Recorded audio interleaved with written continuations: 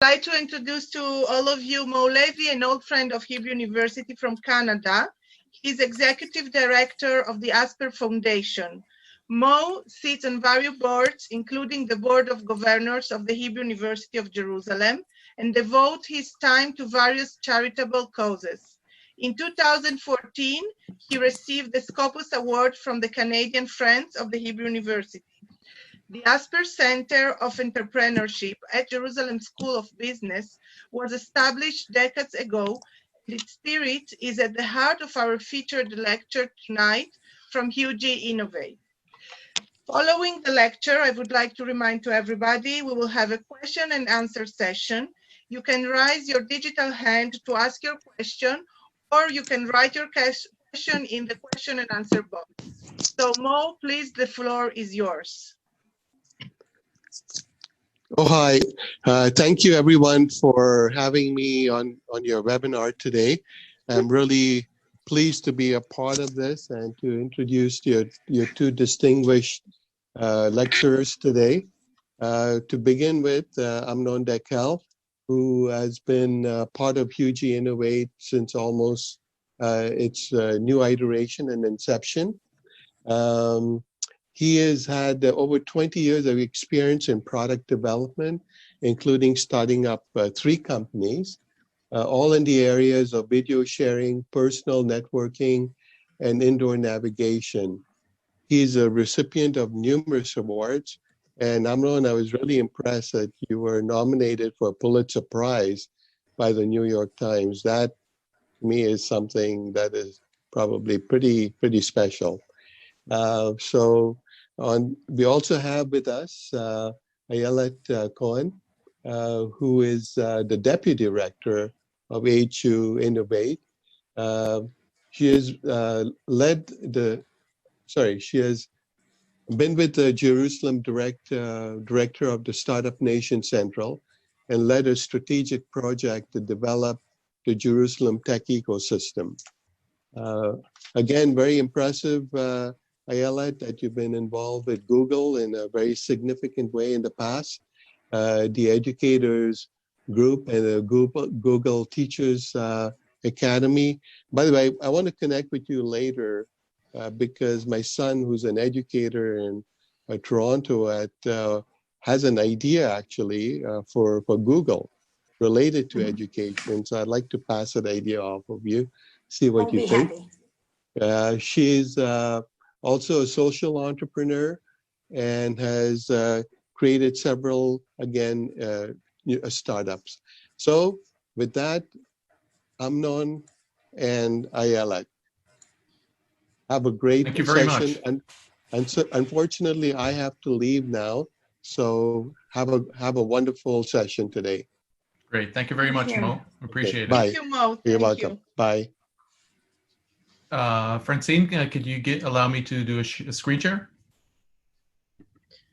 Yes, sure. Yeah. You should be, you can do it, I think. No, not yet. You need to disable it for me. Or you might need to turn me into a co-host. I just there did it goes. Great, thank you. You're welcome.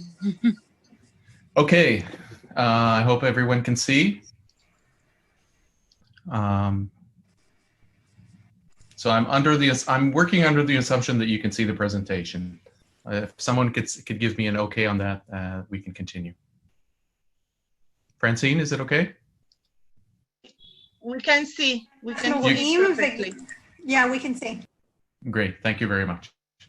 So thank you very much.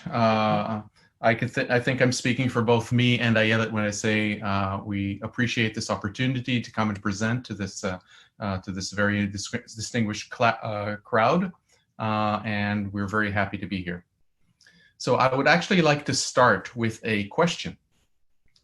What is the common characteristics of these companies? I think you probably know all or most of these companies. Some of them are older, some of them are younger, but they're all very, very famous. You could use the chat if you'd like, window or the Q&A window in order to tell us what you think. Do you see any kind of connecting characteristic between all of these companies?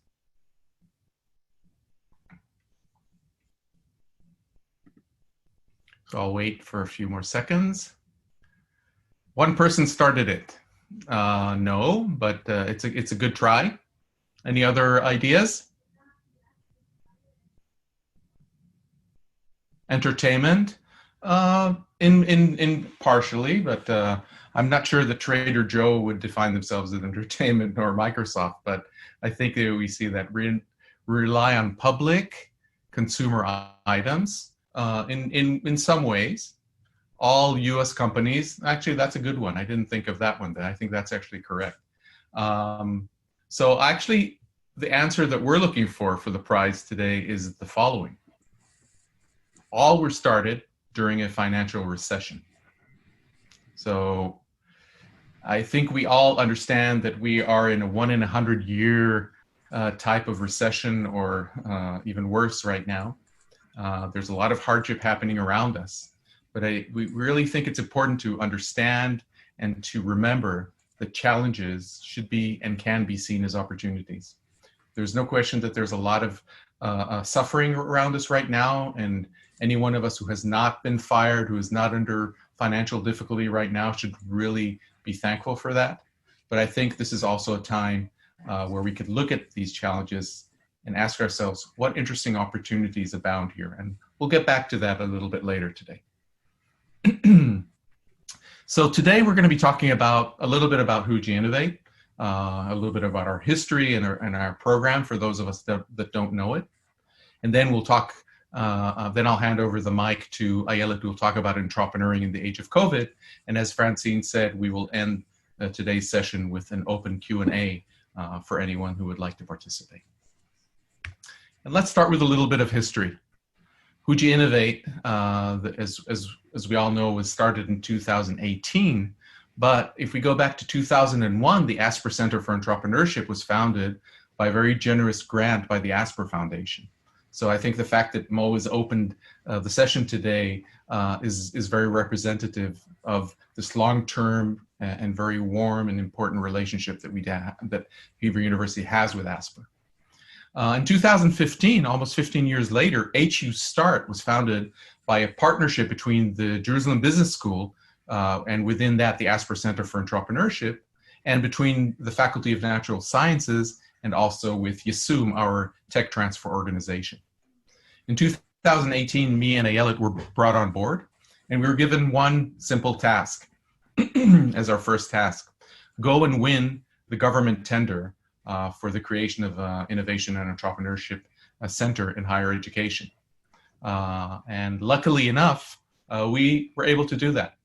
We put together a wonderful team and a consortium, worked our butts off for 2.5 months, and were able to win the first prize. And the first thing we did was create JLM Impact, which we launched with our partners at Bezalel and Azrieli. And from there, we've been running full speed ahead, as we like to say. A little bit about us. So I am the executive director. I have a PhD in computer science from, surprisingly enough, the Hebrew University in Jerusalem. I also have a master's in professional studies from NYU in interactive telecommunications, a master's in psychology from Bar Ilan University. I have quite a few years of industry and academic management experience. My last academic management job before HUJI was the chair of the Department of Software Engineering at Shankar College of Art and Design. And I've been an entrepreneur, started up a number of companies, as Mo said earlier. I've been a startup mentor for Microsoft Accelerator, IBM AlphaZone, and others. I've been an air traffic controller and also a senior academic officer for the Israeli Air Force. And when I have time, I'm also a tech-based artist, kind of looking at the relationship between technology and humanity. Ayelet, would you like to tell us about yourself, please? Yes, thank you. So I studied a completely different background and also much not that rich background. So I'm a social entrepreneur. I studied Jewish history and political science here at Hebrew University. And in the past 10 years, I was involved in developing the Jerusalem tech ecosystem, and also developing actually ecosystem in general. I'm really passionate about a nexus point between innovation and entrepreneurship, technology, and education and community. So how we can actually bring everything together and create a greater good. So I think that actually brings up most of the things I was involved in the past 10 years. And I'm also a former pastry chef, a retired pastry chef, and it's always fun to remember this, and especially in the office. I think they like it. Thank you very much, Ayelet. And as you can see, we do have very different backgrounds, and actually, we think that that is really important. I'm sure you would not be surprised that me and Ayelet have a lot of arguments, and many times she gets me to change my mind, and I think that's actually an excellent thing and a really important thing, because this type of diversity is something that I think makes us work much better together as a team. So Ayelet is totally my partner in crime, and I wouldn't be able to do it without her. So going on, we're also very proud to have Professor Shlomo Magdassi as the chairman of our steering committee, and Professor Oded Shirsayo as the chair of our teaching committee. For those of you who don't know them, they're all internationally recognized researchers in their fields, and they're also internationally recognized entrepreneurs. Together, they've started about 20 plus companies. So they are exactly the right type of people to be leading us and helping us. Our wider steering committee, as you can see, includes people from all over the university, from all the different faculties, and we see that as critically important for our capability of carrying out our mission. So I'm sure everyone here knows the Startup Nation. We're all very proud of it. The book was excellent. But I don't know if you know, but we think that the Startup Nation is starting to slow down and maybe needs to get some oil into the engine because it's starting to make some noises. We think, and if you look at the data, that we are starting to reach a plateau. If you look at the news, Times of Israel from 3 years ago, Israel sees a 3-year decline in number of new startups. Earlier this year, Israeli startups report steep decline in early stage investments.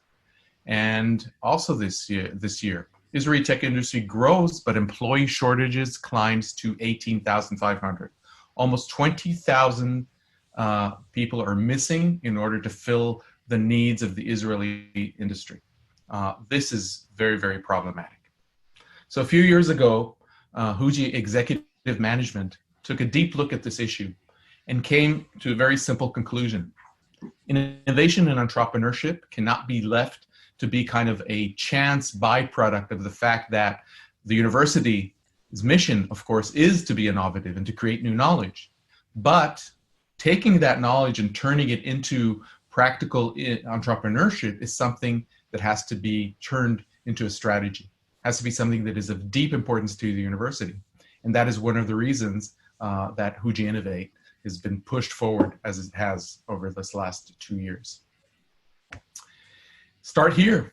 So in 2018, HUJI Innovate is launched and we start working. Our vision is double. First of all, we see ourselves as serving as a platform to encourage and assist students, faculty, staff, and alumni at the university to develop their innovation and entrepreneurship mindset and skills. And second is that HUJI Innovate will serve as a catalyst for venture creation processes to solve real world problems. And we'll get back to that in a second. We have a number of very basic and deep beliefs. And first of all is that innovation can be found within all disciplines. It's not just something that is relegated to kind of the STEM field at the Safra campus in Givat Ram. It's something that exists everywhere and should be understood and worked with. The second is that diversity in gender and culture is key to innovation and healthy teamwork. It is obvious to us that as we create diverse teams and we get more diverse people into the room, we'll have more creative thinking, we'll have more critical thinking, and we will, at the end of the day, be able to solve bigger problems in a more creative way. And the third one is that we believe that the world of work is changing, and an entrepreneurial mindset and the right set of skills are crucial to surviving the coming disruption. And when we say the coming disruption, we don't mean the COVID pandemic. That is a surprise to everyone over this last year. But even before that, I think it was clear to everyone that the world of automation, computing, and data are going to be causing major disruption in a wide set of things in the world of work. Therefore, we see this is extremely important. And when we look at the entrepreneurial mindset, we believe that every single student at the Hebrew University should understand this issue, should understand that they should develop themselves as much as they can in this mindset. And we will be there to help them with the university's help and with other partners in the university. Our first goal, when we look at our general goals, is to train innovative and entrepreneurial leaders. So here we rely on a very simple kind of mathematical formula. We believe that on the one hand, promoting an entrepreneurial mindset while at the same time also teaching entrepreneurial skills will help us create more innovative and entrepreneurial leaders. Now, some of those will become entrepreneurs, usually a small number, but they will become entrepreneurs and they will create new ventures to drive impact. Most of those will go work in the industry, and that's totally fine. But we would like them to enter the industry and to be known as entrepreneurs, innovative leaders that are more desirable for the labor market. And we think that will be extremely important for these people in order to be able to survive the disruption. Our second goal is to grow the HUJI's innovation and entrepreneurship ecosystem. And here we're talking about building bridges in order to grow multidisciplinary collaboration within the university and between the university and the industry. Our third goal is to grow Jerusalem's innovation and entrepreneurship ecosystem. Here we're talking about breaking barriers between the Jerusalem academic institutions, government, and industry, and this, we believe, will enhance cross-pollination, creativity, and innovation. So if the university creates enough intrapreneurs and entrepreneurs, at the end of the day, the companies that are created by the entrepreneurs within the ecosystem are going to be able to work with the entrepreneurs that come out of the university in order to be able to grow. And if we go back to the 18,500 people shortage in these areas, we hope that by doing this process, we will be seeing a smaller number of shortages. And our fourth goal is to create new ventures to solve real world problems. And here we think that we would like to be creating more spin-off companies that will come out of the university every year, but they will be companies that will be able to do what we call tikkun olam, or to make the world a better place, while at the same time generating financial profit. We don't see this as mutually exclusive, and we do this by focusing on the United Nations Sustainable Development Goals 2030.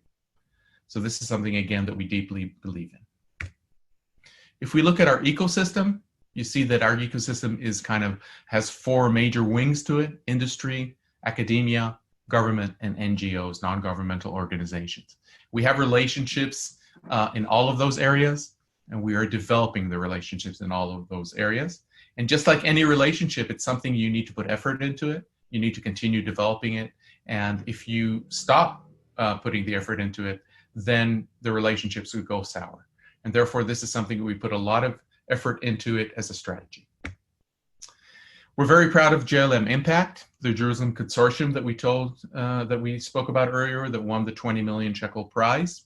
And here you can see the proud parents of JLM Impact. So you can see Yishai from our general manager and vice president, of course, me and Ayelet.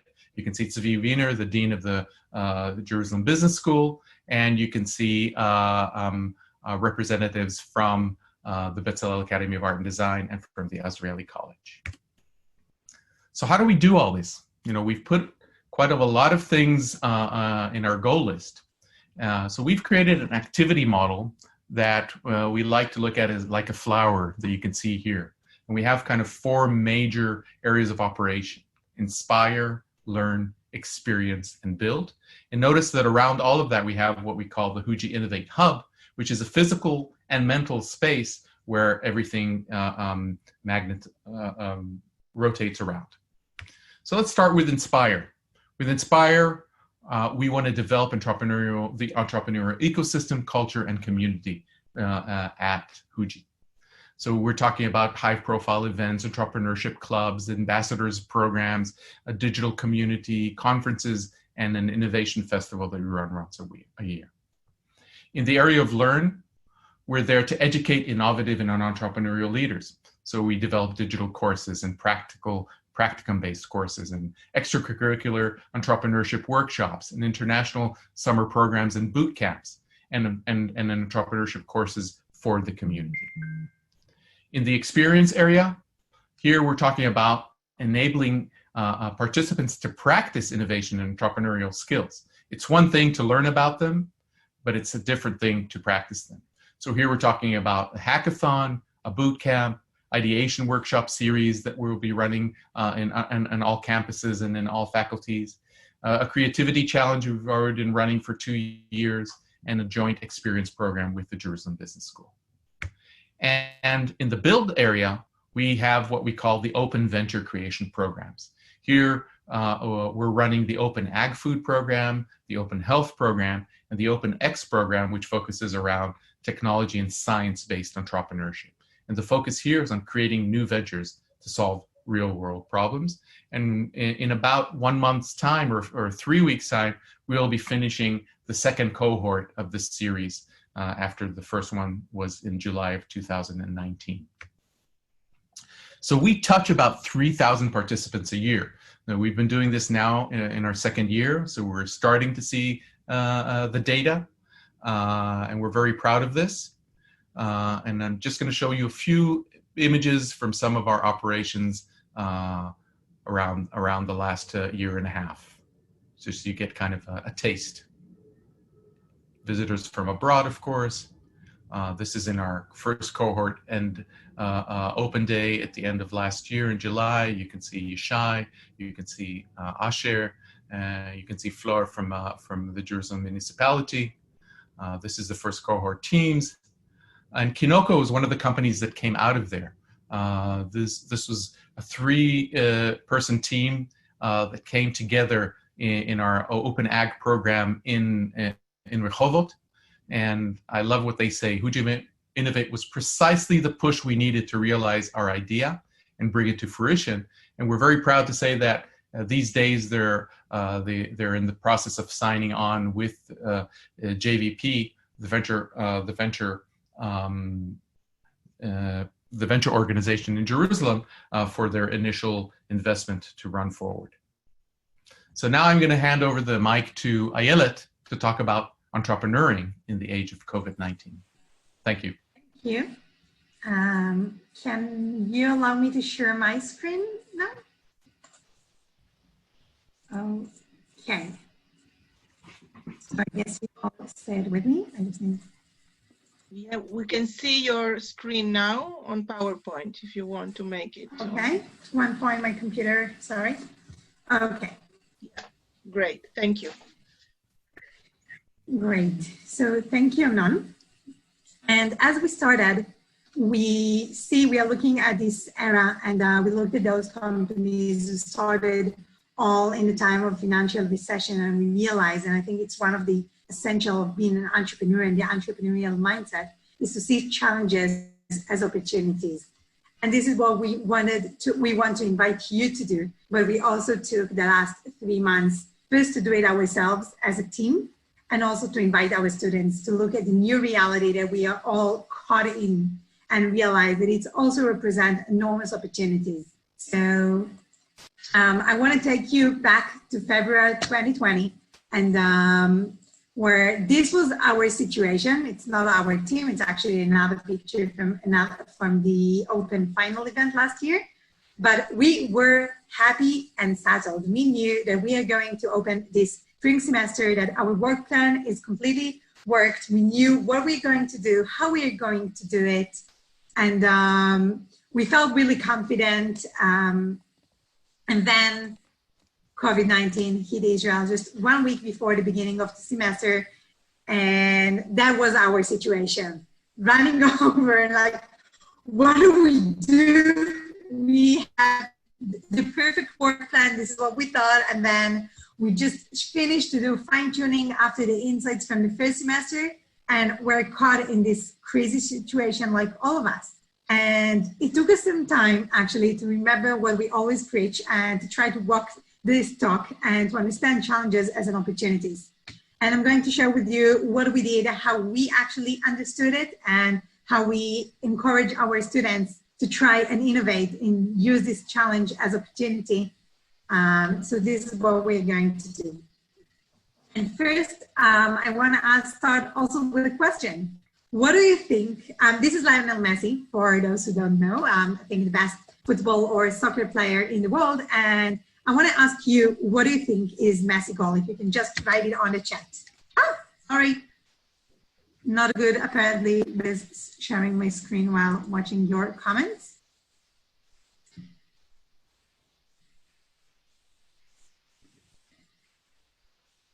So I'll wait a bit for answers via the chat, but what do you think Lionel Messi goal is?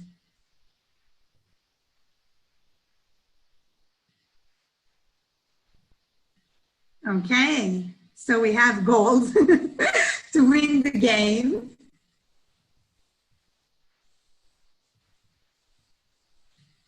Okay, so I see some more answers. Last year, we hosted the VP leadership at Google at the university to give a talk, and he asked us the same question. And everybody in the audience, maybe because we are Israeli and love soccer, we said, okay, Messi's goal is to score goals. This is what he do, and this is what he get paid for. And he said to us, Fred Kaufman is the VP leadership, and he said, no, Messi goal is actually to bring his team to the championship, to make them a champion. And usually we understand what we do as our goal. And that's what happened to us initially.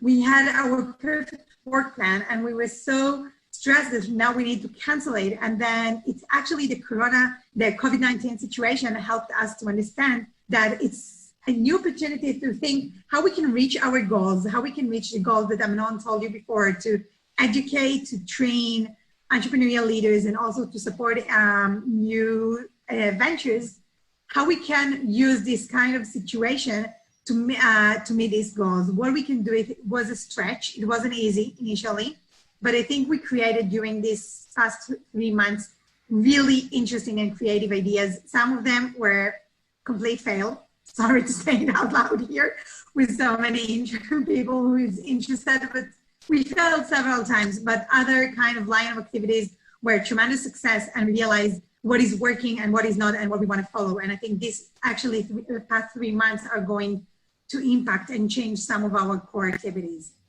because we learned a lot.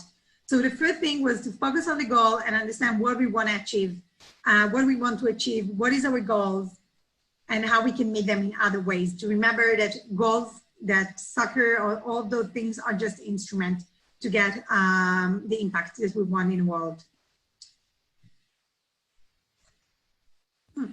Okay, so the second thing we learned and we did was to address the elephant in the Zoom. We realized that we can't continue as planned, and we need to create new activities that will be related to the new situation and answer the new needs that arise during this time. So we first put really quick after the pandemic hit Israel, we decided, we put out this RFP, request for proposal, to support venture, to support social venture that created a solution for the challenges that happened here in Israel due to the COVID-19 pandemic. And we got amazing ideas and projects from our students and professors in the university, alumni that created initiatives to support the people in this time of need. We were focused mainly on the social distancing situation. And I want to share with you just one idea that we supported, Savtech or Grammatech in English. Savta is also grammar in Hebrew. And that's a group, it's a student who decided to create online smartphone lessons and classes to senior citizens to help them to communicate and stay connected with their friends and family during the social distancing and the quarantine. And actually, the reaction was overwhelming. And when we talked with him initially and started to support him, both with guidance and money, he thought he was going to work with several hundred people. He ended up this 2-month with 1,700 senior citizens took part in their digital training, and they actually built a community. And I think one of the most touching moments that I had in this past 3 months was during the Memorial Day of the Holocaust Memorial Day in Israel, where they invited everyone to log into a Zoom, to join one Zoom and send everyone together. So all of those Holocaust survivors that participated in their community won't be alone during this time. So that was an amazing experience. And you can see here an article from the BBC about this project that was actually really interesting for many people in the world, and learn and try to translate this kind of activity to other places. The second thing we did in order to address the elephant in the Zoom was to create the morning after challenge. So we were planning to host a hackathon on the beginning of June, and we realized it's not going to happen to have this huge hackathon, and we created the morning after challenge together with our partner in Jalan Impact. And we invited students from all over Israel, not only from Jerusalem and the Hebrew University, to create solutions to redefine and redesign the space where we live in for the morning after the COVID-19 pandemic, and how we can handle with our new routine, our new life. And we were focused on the mental space, the personal space, home, how our home is going to be designed, professional space, both focused on work and learning and education spaces, public space, and also the wild space, which was surprised us with crazy ideas. And we were hoping to get a good reaction to this, but we were overwhelmed with 92 teams participated, represent 240 participants from 10 academic institutions here in Israel. And we had 15 partners, both from the government and from the industry. And it was a huge success. We had hundreds of people logging in to see the final. And I just want to share with you the first prize cover, which created antiviral fabric that can be used in public transportation. It was created by a chemist from Hebrew University together with textile designer from Bezalel. And I think this kind of combination and this joint work actually proved what Amnon said earlier about the cross-pollination and how we see multidisciplinary support more innovation. You can see here a demo where they created about how they can integrate their new fabric into airplanes, and we hope all that will actually increase public health pretty soon. So now we are helping them to develop this idea into a venture, and they already had a prototype, and they got an article after there was an article in Ynet. It's the largest Israeli online news website about this project and about the team that won, because they were really excited about it. And the third point was to scale up the community. When we went online, when we realized the COVID-19, we are going to work only online, we started to create a community. We invited students to join and meet peers, like-minded students that can also interested in innovation and entrepreneurship. Oh, sorry. And we created a lot of activities also for our mentors. We have a weekly webinar. We had a lot of posts from mentors giving advice during the time of the COVID-19. And it actually was amazing to see the students' reaction. We grew, I think, in 400%. We cannot track this anymore. There's so many discussions and ideas switch in this group. And the students reach out to us and said that thanked us for giving them meaningful place during this time and supporting them. So connecting with the community, allowing them actually to have a peer-to-peer discussion was really important thing we did. And we are gaining a lot because students, after creating this community, we see students starting to lead more initiatives that support our goals, creating more innovation and entrepreneurship at the university. So I think I've almost run out of time. So that's the last point, but it's business as usual. So changing everything is important, and creating all of those new activities was really important, but we decided to actually keep going with open programs that Amnon mentioned before, and see how we can help them, the students, the participants in open, to create the best startups during this time, during this crazy time where we cannot actually meet and gather in one room and manage these programs remotely. We had usually the program, the benefits that we give is this hands-on workshop and lectures, expert mentors that help them connection to the ecosystem and the tech industry, and also co-working space where they can work. So they didn't get a co-working space, but one of the things we realized that also making this digital program with all of the adjustment was really successful in the eye of the participants. You can see here a quote from Muli Gelman, one of the participants, that they actually slightly changed their project during this program because they realized the opportunity in this move to remote work, and they create a platform to help companies grow more employees and internal mentoring program to that will help them to become more learning organization. And that's something that they realized, I think, during the time of COVID-19, because what we saw in all of those companies in the beginning, they knew how to combine this new technology together with the new need that usually during the time of recession and crisis, we understand better what is actually essential to us and what we really want. And I think this is something we see in all of our programs. We see a lot of focus on telemedicine and how we can give things from remote, how we can help people in different places, how we can make our world more sustainable. And this is many of the things. So to sum up, this is how we see how you turn challenge to opportunity. First, you need to understand your goal and be focused on the goal and not on the way and the instrument that will bring you there. The instrument will change, but the goal needs to remain the same. The second thing is to actually address the obstacles and the challenges that you are going to face. It's not going to be easy. It's not a linear route, but it's a lot of, it's a curve, and you don't know the road in advance, but you need to address the obstacles and actually solve them and not just avoid most of them, because otherwise you probably won't meet your goal.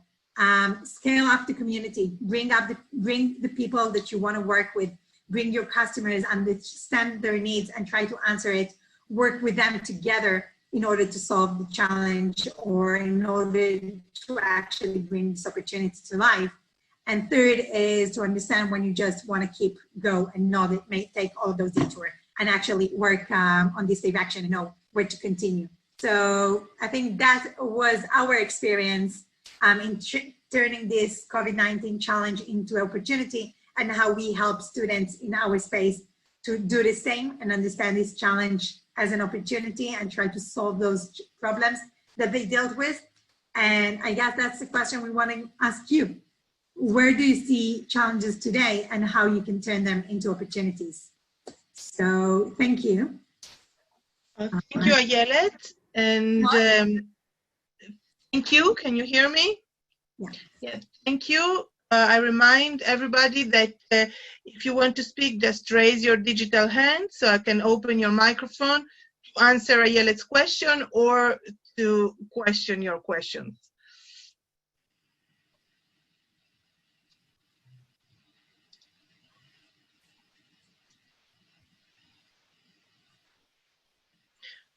You can also write your questions on the question and answer box or the chat.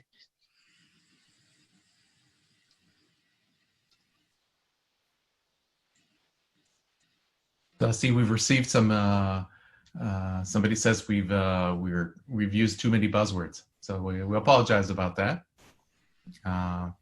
If there's any specific type of question you'd like to ask, we'll be happy to explain things. Okay, we have from Susan Ponsot, our friend from the United States, a question: will the results of the competition be public? Yes, so the results are already public, and now we're working. They actually send, most of the companies and the team send their materials in Hebrew, and now we're working with them to translate it into English so we can actually spread it in a wider audience. So I hope we'll have it on our English website in the next few weeks.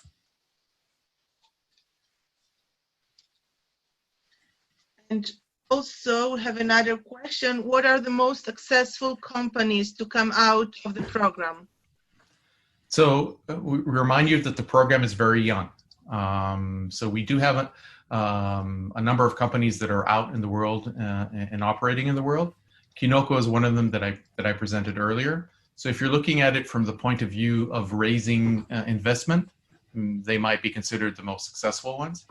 But when we look at it from other impact standards, we have one company that was created by students from in computer science that looked at the statistics of students studying computer science at the Hebrew University, and they came to the conclusion that 90% of all students studying computer science at the Hebrew University come from families where their parents have an academic education. So they decided that they want to try to deal with that problem, and they created a program that fits and connects students that are studying computer science with high school students that are considering and would maybe like to study computer science, and they're actually creating a situation where they're mentoring those students and helping them develop their capabilities in that. Would you like to say something more about that, Ayelet? I think you covered it. I just want to, we're not allowed to say, but we can say that some of our participants in this current cohort were really interesting offering in the past few days, and we believe that we'll have more news to share with you in the next few months. Okay, and also there is a question: if are you in need for grants, donation to HUJI?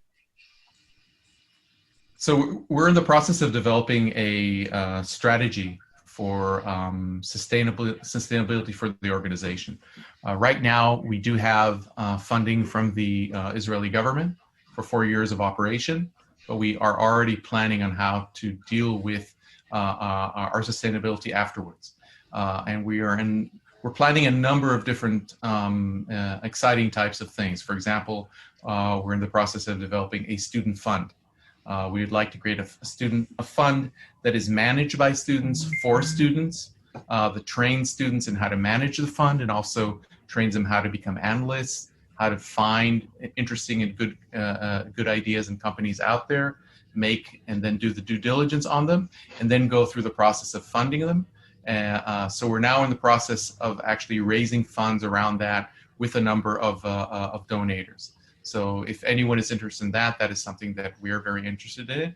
And anything that can help us bring more impact to what we're doing is something that is always interesting and important for us. Thank you. David Rothenberg, he's asking, are there equivalent organizations in other countries, and do you work with them? Would you like to answer that, Ayelet? Yeah. So we are, actually there are several organizations in many universities. We are part of the GCEC, which is the Global Consortium of Entrepreneurship Centers in Higher Education Institutions. And last year, in last October, we announced one of the 5 up-and-coming, most promising and emerging new innovation center. So that was a really exciting moment. We are also working with EIT, the European Institute of Innovation and Technology, and collaborating with other universities and organizations through them. And we created, actually, we have the International Summer program we run every year at HUJI. Unfortunately, this year, because of due to COVID-19, it's not possible. And we usually have collaboration around it. 2 other programs that we were partner is a Big Ideas competition at Berkeley University, at University of California, Berkeley, and Falling Wall in Berlin. Falling Wall, it's a global competition in 100 locations every year, and of PhD students who translate their research into a venture. We led the Israeli lab and sent the winner to compete in Berlin, and in collaboration with them. And we are always actually open to more and create more collaboration with other universities. We are in discussion with several others. And if you are affiliated with any other university or entrepreneurship organization across the world we will be happy to collaborate with. We're really open and always willing to do so. Amnon, do you want to add anything? I forgot. Yeah, I'm just adding to that, for example, an organization in Korea called the they're called KISA, the Korea Institute of Startup and Entrepreneurship Development, has reached out to us. They've flown us to there. They were about to send 10 of their students from Korea to Israel this summer. Of course, that's been canceled, but they do want us to do a boot camp for them. There are a number of European universities that have asked us also to run a boot camp for them. So we see a lot of interest, and we're now in the process of also creating the strategy for who do we want to work with, where do we want to work with them. Today we had a conversation with some representatives in Japan who are also interested. So there's a lot of interest, and we obviously are interested because if there's one thing we know, it is that we do not know everything. And there's always something to learn from others and to do knowledge sharing. So that is very important for us. Oh, thank you, Amnon. And we have time for one more last question from Sheldon Singer. What is the thrust of social innovation at Hebrew University? What is the thrust of social innovation at Hebrew University? Well, I don't think I can answer for Hebrew University, because Hebrew University is a very large organization and there are multiple people dealing with social innovation in multiple ways. If it's from the research angle, if it's from the educational angle, we've been asked to cooperate with them, and we have cooperated with a number of groups at the Hebrew University. And we're always happy to do that, but I'm also sure that there's a lot happening that we don't even know about. So I think we can talk about what our angle is on social innovation. And I'll say what I think, and Ayelet can add to that later, but from where I come from, I think social innovation is just as important, if not maybe even more important than tech-based innovation. In many ways, there should not be a difference between them. There's a lot of overlap between how social organizations get developed, how they need to grow. And of course, there are differences in what the types of problems they're trying to solve. But from my point of view, I think that even any technology-based organization should not ignore the effects of what they're doing on society, and B, if what they do can also help make the world a better place, I think it's also important to do that. Ayelet? So maybe I'll add something from a personal angle, because I was a student and moved to Jerusalem 10 years ago. And I think it was amazing. From Haifa, I grew up in Haifa, and I was amazed. I was really curious about Jerusalem, and I saw Jerusalem is kind of a microcosmos of Israel. And I think it was Kermit Flug who said that if you want to understand how Israel will look in 10 years from today, you need to look at Jerusalem today. And Jerusalem is kind of a future mirror of Israel. And when you live in Jerusalem and come as a student coming from outside of the city, you actually see all the challenges and the difficulties. And I think for me and for many of my friends, it was kind of a call to say, how can we get involved? How can we improve this place? We knew that Jerusalem is important and is valued to all of us. And staying in a city, living in it, seeing all of the challenges was kind of a waking call. How can we be involved? How can we create new ventures that will change this place? Back in 2012, there were about 200 tech companies in Jerusalem. Today, we have about 400 tech companies. The Jerusalem tech ecosystem was started by a group of students with a huge vision. We didn't understand nothing about economy. We started the first entrepreneurship center. We started the community, the first accelerator. We were really excited about it. And I think when you look the world, there is some really interesting research case about it, describing how Jerusalem was started by, the Jerusalem tech ecosystem was started by young people with a vision. And this created a change in the city. This change actually created thousands of new jobs in collaboration with the government, with the local municipality. And that was something that we saw and wanted to change. And we see so many students with the same kind of urgent, where they come to the city, they see the challenges and ask, how can we be involved? How we can change, how we can make this better place? Because if we will solve Jerusalem problem, probably we'll be able to solve more of Israel problem and hopefully to scale up to the world. This is how the tech company is working, and we hope it will be same for social ventures and ideas. Okay, thank you very much, Ayelet, and thank you, Amnon. Our time is over. Thank you all of you for joining our webinar. Tomorrow I will send to everybody the recording of this webinar so you can hear it again, and hope to see all of you in the next webinar next week. Francine, can you hear me, Francine? I see that there's some questions that we did not answer. So I'm happy if you give our emails to any of the participants, and they should feel free to send us, and we can answer some of these questions. Sure, my mail offline. is in the invitation of the webinar, so you are more than welcome to write to me, and I will forward to Amnon or Ayelet the question. Thank you to everybody.